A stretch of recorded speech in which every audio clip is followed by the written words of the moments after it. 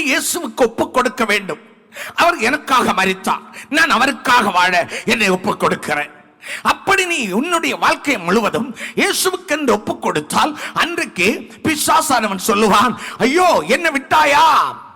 ஆமென். காரணம் நாம் என்ன சொல்லுகிறோம்? இயேசுவே நீர்தான் என் கர்த்தர். கர்த்தர் என்றால் ஆளுநர், ஹல்லேலூயா, நடத்துனர். நீர்தான் என்னுடைய சொந்தம். உம்மை நான் என்னுடைய சொந்த இரட்சகராக ஏற்றுக்கொள்ளுகிறேன். ஹல்லேலூயா. பெந்தெகோஸ்தே சர்ச்சில் வந்ததினால மட்டும் போதாது, இயேசுவை சொந்த இரட்சகராக ஏற்றுக்கொள்ளுகிறேன் என்று ஏற்றுக்கொள்ளுகிற ஒரு நாள் உனக்கு இருக்க வேண்டும். அதுதான் உன்னுடைய ரட்சிப்பின் நாள். ஹல்லேலூயா. அல்ல பெந்தெகோஸ்தே சபையில போறோம், அதனால நான் பரலோகத்துக்கு போக முடியவே முடியாது. இயேசுவை சொந்த இரட்சகராக ஏற்றுக்கொண்டிருக்கிறாயா? ஹல்லேலூயா. நான் பெந்தெகோஸ்தேவுக்கு தாய் தகப்பனுக்கு பிறந்தேன், பிறந்த நாள் முதல் பெந்தெகோஸ்தேல தான் போறேன், முடியாது.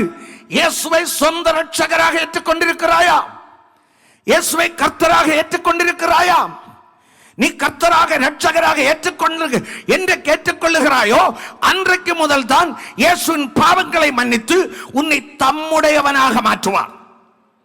கைகளை உயர்த்தி ஆமென் சொல்லுங்க. ஹல்லேலூயா. அதனால இயேசுவின் வருகையில எடுத்துக்கொள்ளப்பட வேண்டும் என்றால் அந்த ஆமென் இயேசு உயிரை கிரயமாக கொடுத்து ஒரு மீட்பை உண்டாக்கி வைத்திருக்கிறார். அந்த மீட்பை நீங்கள் உங்களுடையதாக மாற்ற வேண்டும். அந்த ரட்சிப்பை நீங்கள் பெற்றுக்கொள்ள வேண்டும்.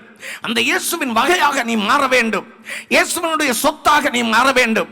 அதற்கென்று உன்னை ஒப்புக் கொடுத்து, இயேசுவே இன்றைக்கு முதல் நீரே என் கர்த்தர் என்று வாயினாலே அறிக்கையிடணும். அந்த இயேசுவை இரட்சகராக இருதயத்தில் ஏற்றுக்கொள்ள வேண்டும். ஹல்லேலூயா. அப்பதான் நம்ம கர்த்தருக்கு சொந்தமானவர்களாகும்.